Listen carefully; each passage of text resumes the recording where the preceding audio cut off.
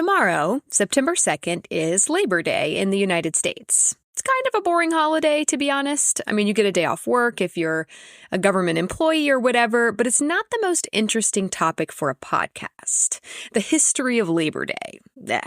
So I did some digging to find a juicy story for you this week that relates to Labor Day, and I came upon the Triangle Shirtwaist Factory fire that happened in New York City in 1911. Now, I had heard of this event before, but I never really looked into it. I didn't know the details. And as soon as I started to dig in, my outrage just grew and grew and grew. My jaw literally dropped multiple times as I pored over survivor testimonies and newspaper articles. This story isn't juicy. It's horrific, a horrifying tragedy that was completely avoidable, brought on by greed and the exploitation of young immigrant women. Few topics I've covered so far have affected me this much. I mean, this one took my breath away. And I don't think many people know the first thing about it. Let's fix that.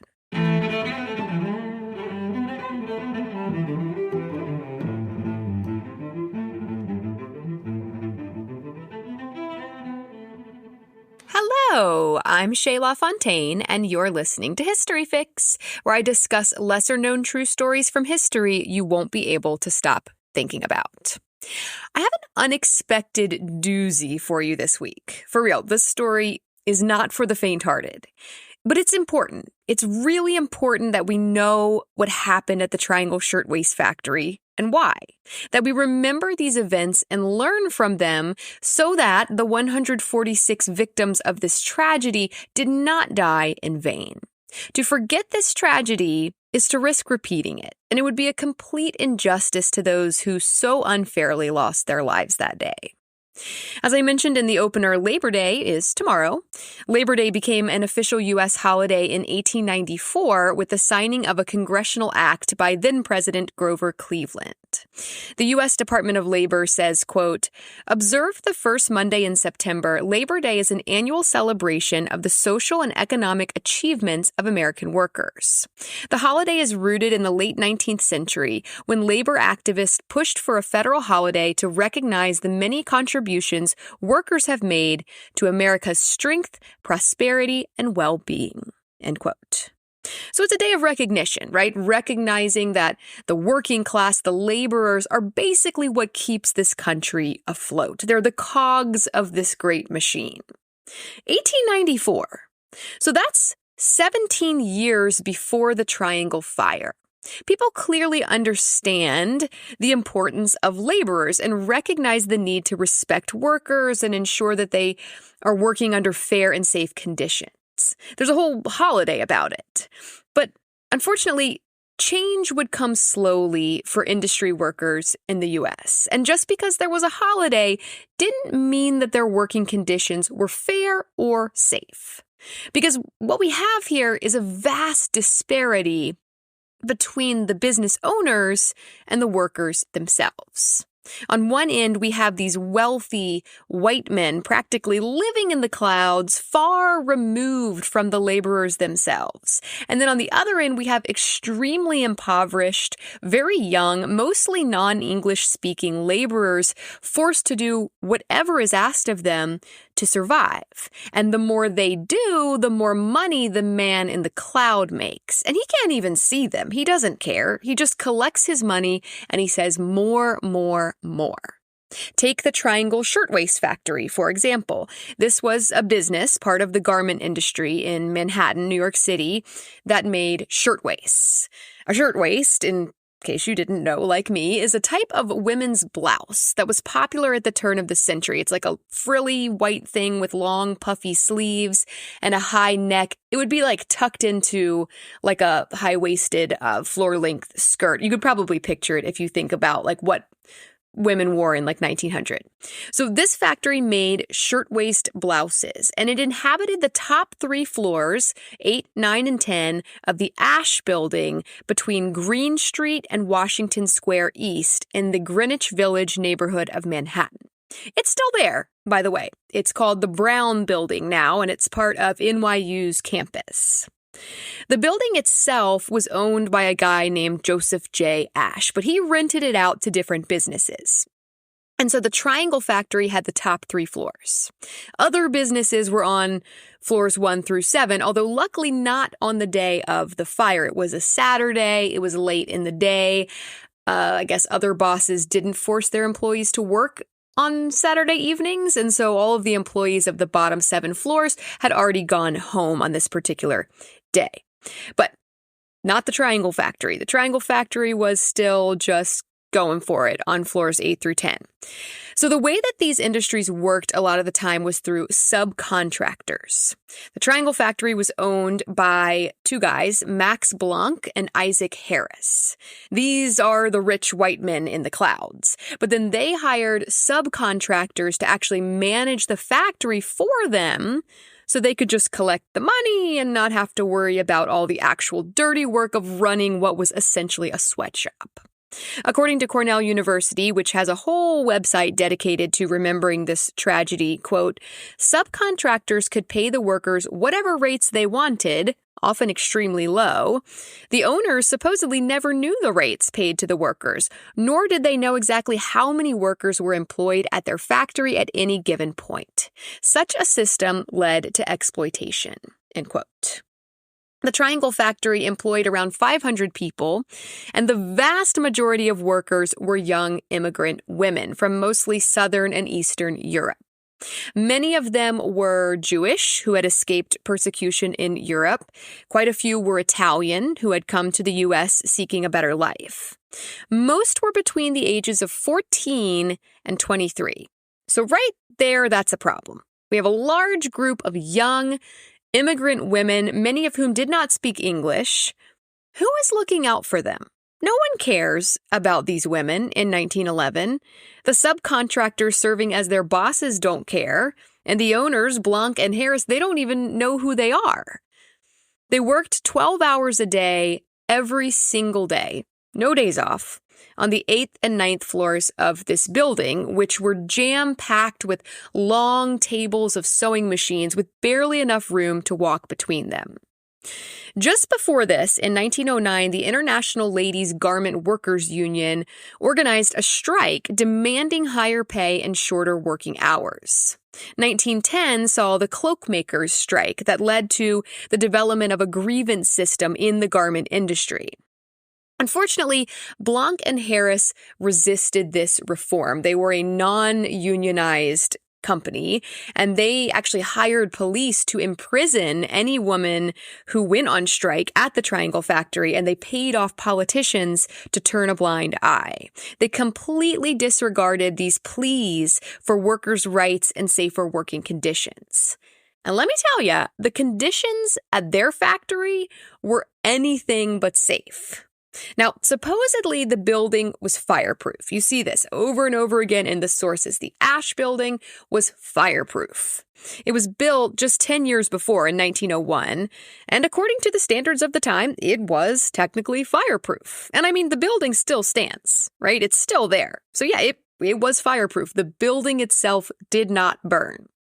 What was not fireproof were the rows and rows of cotton blouses hanging above the tables where the workers sewed, and all of the cotton fabric scraps littering the floor and piled high in wicker baskets that would reach multiple feet high by the end of the shift. They would just be like wading through piles of fabric scraps. Also not fireproof, the people inside the Asch building. But because the building itself was technically fireproof, Blanck and Harris completely disregarded all fire safety regulations. They set this thing up for disaster. I mean, gross negligence is an understatement here. According to a History.com article, quote, there were 4 elevators with access to the factory floors, but only one was fully operational, and the workers had to file down a long, narrow corridor in order to reach it. There were 2 stairways down to the street, but one was locked from the outside to prevent stealing, and the other only opened inward. The fire escape was so narrow that it would have taken hours for all of the workers to use it, even in the best of circumstances, end quote. And a lot of the workers in their testimonies, which we'll get into soon, said they didn't even know the fire escape existed. But also, some of them used the fire escape and it quickly bent and then collapsed when it was used. So aside from that one elevator, the workers really were basically trapped in this building. Why? You may ask. Well, the owners were worried that they were going to steal things. Supplies, fabric, whatever. And so the exit door at the bottom of the stairs that they were allowed to use, because they weren't allowed to exit out the front of the building, they had to go down the back service stairs, and that door stayed locked. So when it was time to leave at the end of a shift, there would be a guard stationed at the door searching the women's purses to make sure that they hadn't stolen anything before he let them out of the building, which is just so disgusting because it just reeks of class discrimination. Yes, these women are poor, but they're only poor because you don't pay them a fair wage, and then you're going to accuse them of stealing just because they're poor, which is your fault to begin with. Dude, they don't want your crappy, rusty scissors or whatever. Go back to the clouds and count your stacks of money, you greedy jerk. Don't lock 500 people in a building. But they did. They were essentially locked in, except for that one functional elevator, which could only hold around 12 people at a time. That History.com article makes an interesting accusation that I didn't see in other sources. So, grain of salt, but they may be onto something. Writing, quote, Blanck and Harris already had a suspicious history of factory fires. The Triangle factory was twice scorched in 1902, while their diamond waste company factory burned twice, in 1907 and in 1910. It seems that Blanck and Harris deliberately torched their workplaces before business hours in order to collect on the large fire insurance policies that they purchased, a not uncommon practice in the early 20th century. While this was not the cause of the fire in 1911, it contributed to the tragedy as Blanck and Harris refused to install sprinkler systems and take other safety measures in case they needed to burn down their shops again. End quote. So, like I said, gross negligence is really an understatement here. They basically set up this disaster, created a tinderbox, and stuffed it full of people they could care less about. Just before closing time, like 5 minutes before everyone was about to leave anyway, on March 25th, 1911, a fire broke out on the 8th floor of the Asch building. Remember, the 8th, 9th, and 10th floors are the Triangle Shirtwaist Factory. The 8th and 9th floors are sweatshops, rows and rows of tables with sewing machines. The 10th floor was more like admin. The bosses were up there. Blanck and Harris were actually up there that day. And yes, of course, they survived. We'll come back to that. It's not totally certain what caused the fire. Some say a lit match, some say an improperly disposed of cigarette, some accounts say it started in a waste paper basket, which is like a trash can. Others say a rag bin. At least one survivor account mentions a barrel of oil, like the oil barrel, as if it's just like a thing that's there for some reason. What is certain is that it started on the 8th floor and it spread very quickly, almost immediately consuming that entire floor of the building. The workers on the 8th floor tried to flee immediately. They rushed to the elevator, which only managed to make 4 trips before it broke down. And remember, it only held 12 people. Many ran down the stairwell where they were met with a locked door. Some tried the fire escape, which collapsed pretty immediately, and many were forced to jump out of the windows rather than burn alive and fell to their deaths on the sidewalk below. It wasn't any better on the 9th floor. It may actually have been worse because they had less warning. They didn't see the fire start like the people on the 8th floor. They just saw black smoke barreling up from the elevator shaft and stairwell and flames climbing up outside the window from the floor below. By the time they even knew there was a fire, the 8th floor was completely consumed in flames.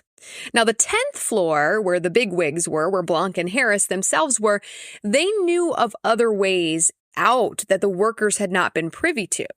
They knew that they could escape to the roof, and they were able to climb across to the neighboring roof of a New York University building with the help, actually, of NYU students who rushed to their aid. Now, if the workers on floors 8 and 9 knew about this exit, that may have made all the difference. But they didn't know about it, and they struggled to escape. And this is honestly hard to even retell, because it is truly so horrific. So this would be where I say skip ahead however many seconds, but it's really just the whole rest of the episode. So yeah, heads up. So we have those that rushed to the only working elevator. Some made it to safety that way. Many others, around 30 I think it was, fell to their deaths in the empty elevator shaft after it went down. Many were burned alive waiting for the elevator in that narrow hallway. Many were burned alive upon reaching the locked door at the bottom of the stairwell. Those who waited for rescue near the windows were met with dismay when they learned that the fire truck ladders only reached to the 6th floor, not the 8th, and certainly not the 9th. And at this point, it's stand here and catch on fire or jump. And so many jumped out of the 8th and 9th floor windows, plunging to the sidewalk below. And this was so bad, just body after body falling and landing, unmoving, broken, that it actually delayed the fire trucks from reaching the building. They didn't want to run over the bodies. A New York Times article that ran the next day says, quote, "Girls had begun leaping from the 8th-story windows before firemen arrived. The firemen had trouble bringing their apparatus into position because of the bodies which strewed the pavement and sidewalks. While more bodies crashed down among them, they worked with desperation to run their ladders into position and to spread fire nets." End quote. And those nets, those fire nets, they don't work. They had nets that they would spread out to catch people who were jumping, but they just ripped immediately like tissue paper. They just ripped and the people fell right through the nets. And people on the sidewalk are being hit with falling bodies. You guys, I cannot imagine. And there are people on the street just going about their day, just strolling by, witnessing this horrifying scene.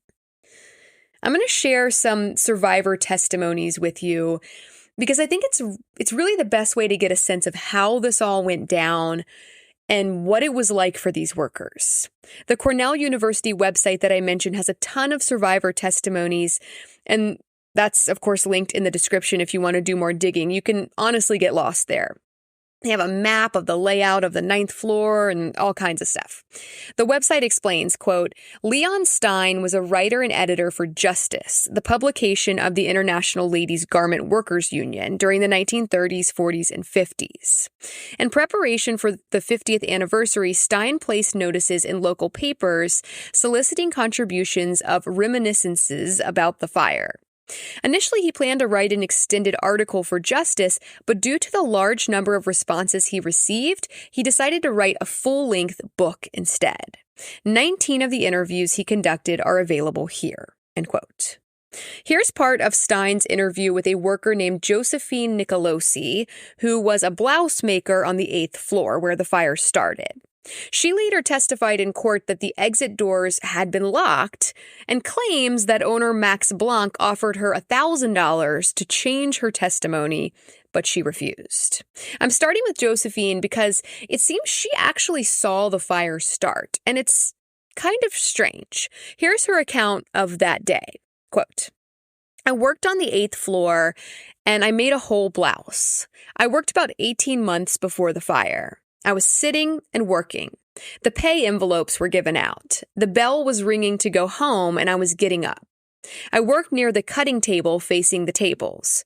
A little match was burning on the table, and Sal Marchesi, a cutter, he hollered to me, 'Is a fire?' He used to joke all the time, so I said, 'You're always fooling. It's only a little bit of a match.' And he took a pail, one of the red pails of water, and threw it on the match. All of a sudden, as he threw the water, the flames shot up like an explosion. Right away, the place was filled with fire and smoke, and everybody was running around. I ran to the window and I was about to jump, but I had not enough courage. The girls were standing there hollering and crying, and many of them said, "We can jump, they will catch us down there." I went back from the windows to the door. Leo Brown, the machinist, was by the door and he hollered to the girls, "Get on the side, I got a key." I came up in back of him and held him from the back, and when he opened the door, I went through with him. There was one girl, Vincenza Belanti. She was engaged to marry my cousin Frank. I don't know how she had the nerve to do it. They thought they would catch us. That is why so many opened the windows and jumped. When we came downstairs, the firemen were not there yet, but the first thing we saw were girls lying on the sidewalk. We thought that they had fainted, and one of my girlfriends said, "Thank God we are not like them. We're all right." She went over to one of the girls lying on the sidewalk and bent over her, and she was hit by another falling body and killed. End quote. Sylvia Kimmeldorf worked on the 8th floor with Josephine. She said in her interview, quote, "I remember the day of the fire very well. I was a tucker, and I worked on the 8th floor where they had a number of special machines set up, and I had just finished my work earlier in the day and I got my pay. I was always in a hurry as a youngster, so I ran to the dressing room. I can remember, as if it were yesterday, that I had just put on my skirt and blouse, and that I had my hat on, and that I put my jacket and pocketbook under my arm.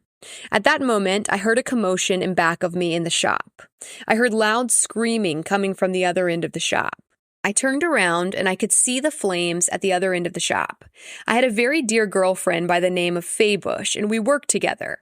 She ran into the dressing room and grabbed me and began to pull me to the windows all the time while the fire was spreading quickly through the shop. At the windows, I saw how men grabbed chairs and began to break windows up in front. Somebody was trying to break the glass that was the top half of the door. My friend was screaming all the time while she pulled me to the window. The place was filling up with heavy black smoke, and we were all choking. I think that the big barrel of oil in the corner was burning. I was scared, and she was pulling me to the window, and suddenly I felt I was going in the wrong direction. I think the thing that saved me was that I had always, even as a child, a great fear of height, and I was afraid to go to the windows for that reason. Even now, I don't like high places. In the crush, I was separated from my friend. She jumped to her death. I guess what really saved my life was my impatience because I wanted to get out a little earlier and my fear of height. I ran back to the stairway on the Green Street side. Just as I got there with 2 others, Brown, the machinist, opened the door. The door opened inside and had a snap lock. Somebody grabbed me and another girl and pushed us through the door and hollered that we should run down and not to stop. I think that the girl right in back of me had her hair singed by flames. That's how close the fire was to us. I don't remember how I got down that narrow staircase, but I was cold, wet, and hysterical. I was screaming all the time. When we came to the bottom, I could not get out of the building. The firemen held us back in the doorway. The bodies were falling all around us, and they were afraid to let us go out because we would be killed by the falling bodies. I stood there with the other girls screaming until the men saw a chance for us to get across, and I remember they let me across the street and took me into a Chinese importing house where they tried to quiet me down and gave me milk to drink. I could see through the window how the bodies were still falling and would hit the sidewalk with a bounce. End quote. Rose Hauser worked on the 9th floor above where the fire started. In her interview, she says, quote, "On the floor, a gong used to ring when the day was over. About 5 minutes before quitting time, I sneaked into the dressing room. There were a few girls in the dressing room. I used to sing a lot in the shop. Some of the girls asked me to sing a song while we were getting dressed. They asked me to sing, I still remember the name of the song, Every Little Movement Has a Meaning of Its Own. They insisted that I sing, so I did my little act in the dressing room. As soon as I was finished, I heard the bell ring. But it seemed to me that it was a little bit too soon. We were never allowed to go down the front way, either by the elevator or staircase. We always went by the freight, which was in the back. When I got out of the dressing room, I looked toward the freight elevator and I saw smoke pouring up. The smoke was also coming out of the staircase. I ran with some of the other girls to the front door. I put my hand on the knob and tried to open it, and I stood there screaming that the door was locked. I tried to force it open with all my strength, but it would not move. I looked around and I saw the flames coming in all the windows. The fire was in the shop and it was coming toward us. There was a fire escape at the windows near the freight side. The fire escapes had iron doors and shutters. Everybody was running and hollering and people were choking from the heavy smoke. I took my muff and put it over my head. I ran back to the front elevator and there was no chance there. I kept my muff on my head and ran toward the freight side again. I found that the door to the back staircase was open, and that is how I got out. Before I went down the staircase, I looked to the fire escape. I saw one woman climb on there and fall right over the rail. When I begun to go down the 8th floor, I was choking.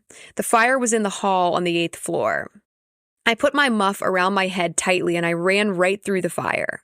The fur caught on fire.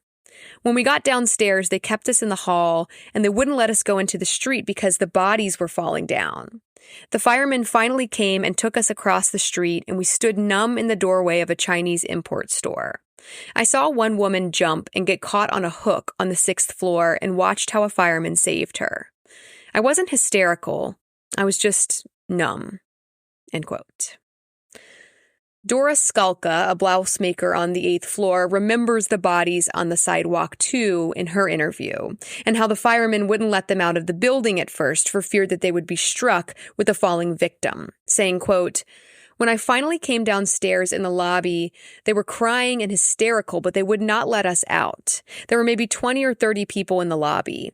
When we finally got out of the lobby into the street, I could see why. Because there, smashed on the sidewalk, were the beautiful faces of those who were my neighbors at the machines." End quote. Whew. Take a breath with me, people. This is rough. Whew. Celia Walker Friedman worked as an examiner on the 9th floor. She says in her interview, quote, "When I worked in the Triangle shop, all the other girls looked on me like I was a real Yankee. When we came to this country, I was only 5 years old, and by the time I went to work in the shop, I spoke with a real American accent. In the Triangle Company, I'm sure that the girls thought I was American-born. I worked on the 9th floor as an examiner. My job was to look over the work to see that it was made correctly, and if it wasn't correct, I got it back to the operators for fixing. I worked at the last table on the floor. In front of me were the rows of machines running in the same direction as my table. I could see clear across the shop. Way down in the front were the windows. I don't know if it was Washington or Green Streets. To my left, on the other wall, were the windows to the other street. On the day of the fire, I had gotten my clothes. I stood at my table ready to leave. I looked across the shop. In front of me, I saw flames on the outside of the windows shooting up. The flames were climbing up from the 8th floor. I was scared, and it seemed to me that even before I could move, everybody in the shop started to scream and holler. The girls at the machines began to climb up on the machine tables, maybe because it was that they were frightened, or maybe they thought they could run to the elevator doors on top of the machines. The aisles were narrow and blocked by the chairs and baskets. They began to fall in the fire.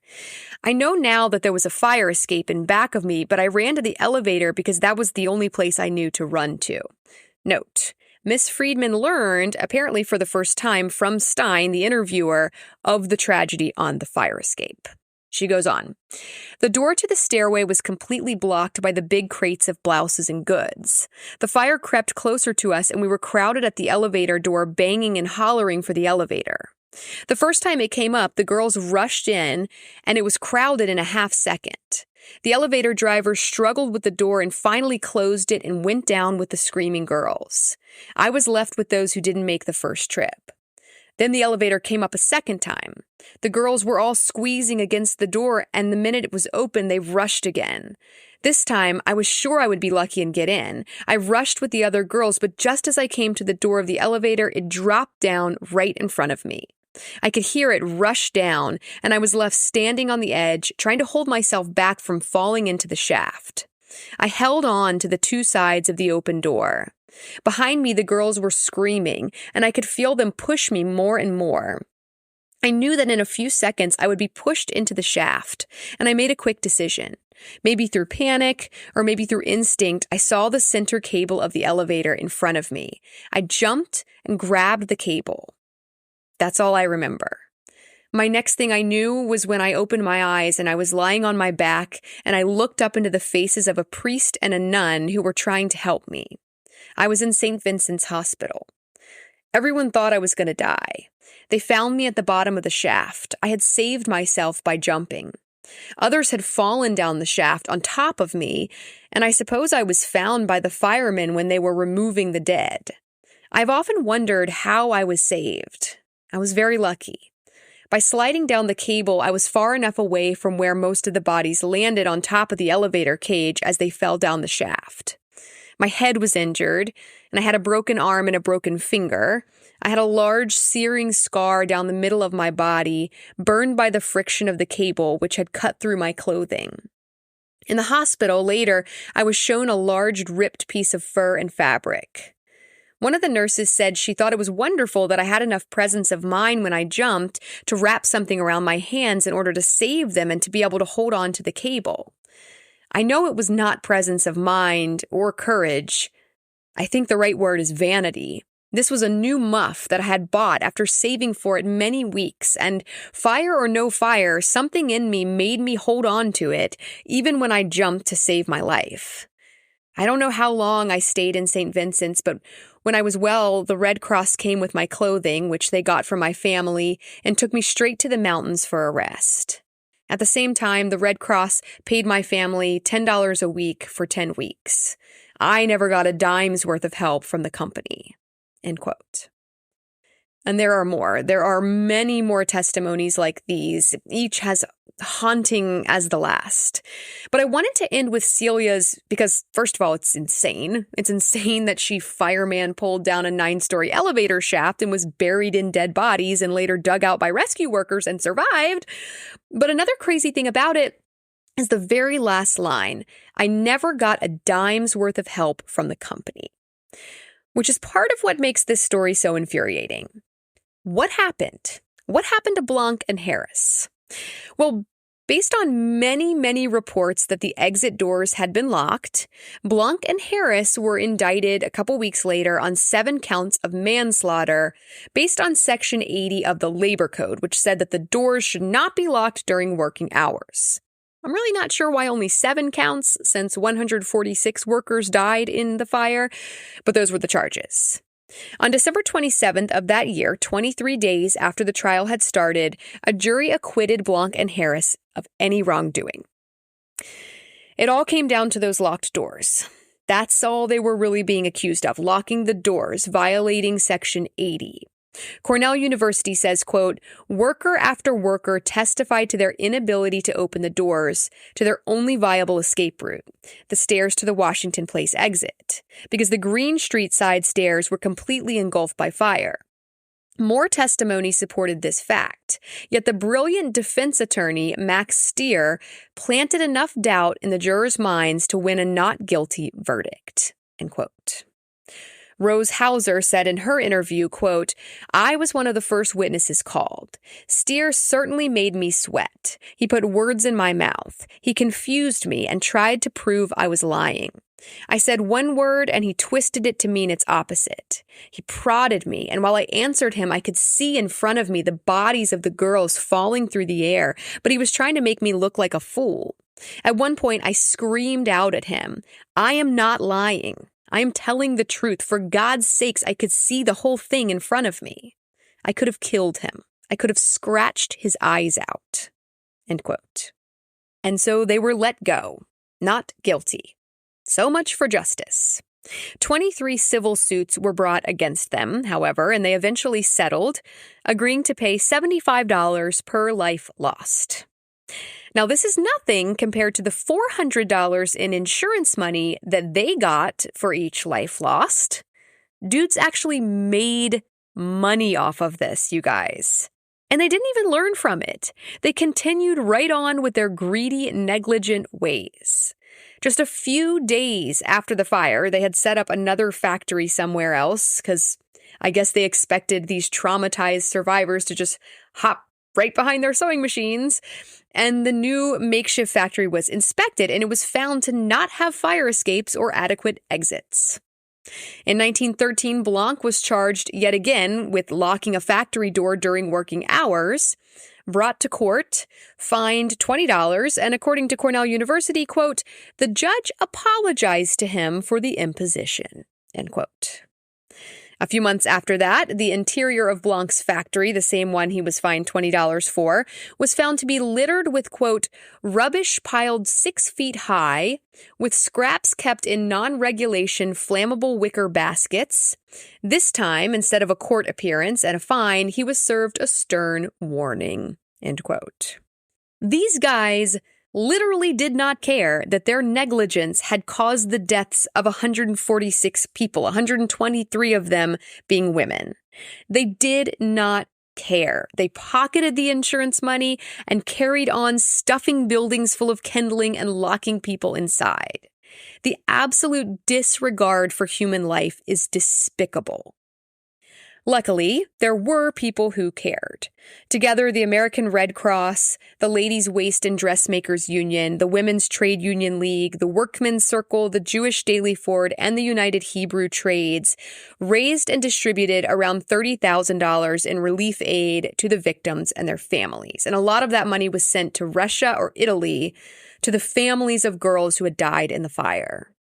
Workers' unions set up a march on April 5th, so 10 days after the fire, on New York's Fifth Avenue to protest the conditions that had led to the fire, which was attended by 80,000 people. OSHA reports, quote, Frances Perkins, who became the Secretary of Labor under President Franklin D. Roosevelt, witnessed the horror from Washington Park, recalling later that what she saw convinced her that, quote, something must be done. We've got to turn this into some kind of victory, some kind of constructive action, end quote. This public outrage, with France's help, led to the formation of a factory investigating commission that inspected factories and interviewed workers. According to Encyclopedia Britannica, quote, the commission's findings ultimately led to the passage of more than 30 health and safety laws, including factory fire codes and child labor restrictions, and helped shape future labor laws across the country, end quote. And yet, according to Cornell University, quote, even today, sweatshops have not disappeared in the United States. They keep attracting workers in desperate need of employment and undocumented immigrants who may be anxious to avoid involvement with governmental agencies. Recent studies conducted by the U.S. Department of Labor found that 67% of Los Angeles garment factories and 63% of New York garment factories violate minimum wage and overtime laws. 98% of Los Angeles garment factories have workplace health and safety problems serious enough to lead to severe injuries or death, end quote. This is now. This is not 1911. This is right now. And this is why I say that there is a threat of this history repeating itself if we forget it too soon. And why it's important that we remember every horrifying, gruesome detail of what the Triangle Factory workers went through that day. The New York Times article from the next day sums it up. Quote, at 4:40 o'clock, nearly 5 hours after the employees in the rest of the building had gone home, the fire broke out. Some of them escaped by running down the stairs, but in a moment or two, this avenue was cut off by flame.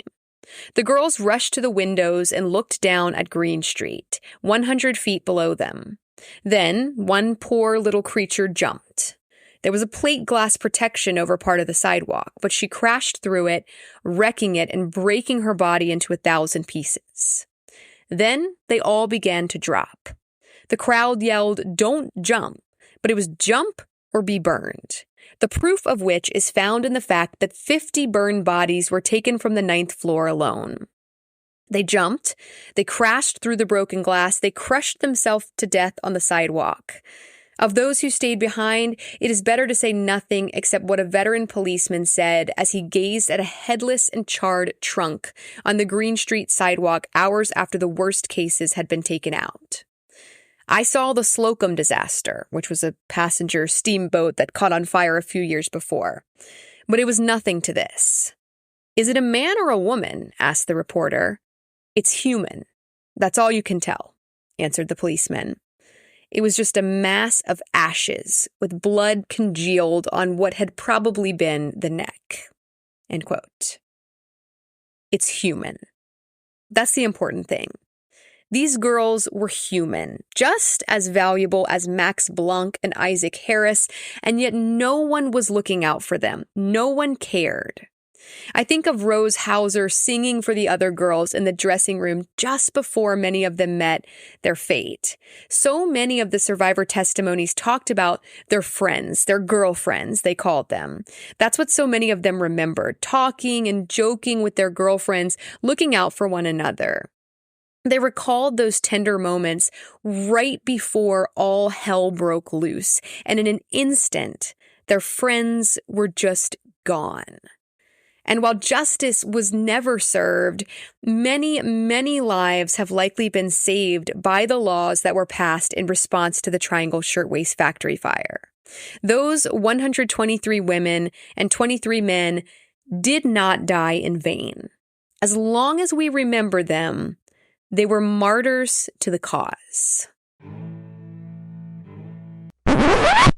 Okay, wait. Popping back in after the fact with a theory, because I couldn't stop thinking about that barrel of oil in the corner that Sylvia Kimmeldorf mentioned in her interview.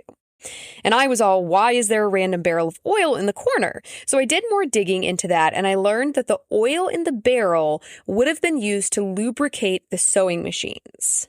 And then I kept thinking about Josephine Nicolosi's interview where she talks about her coworker, Sal Marchesi, throwing that red bucket of water on what she thought was a lit match, and the flames, quote, shot up like an explosion.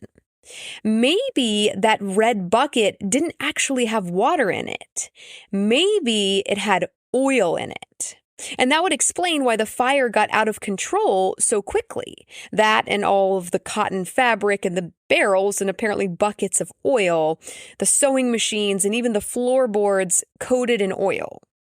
So much for fireproof. It explains why the whole ordeal from that first spark to the bitter end, fire extinguished and 146 dead, only took 18 minutes.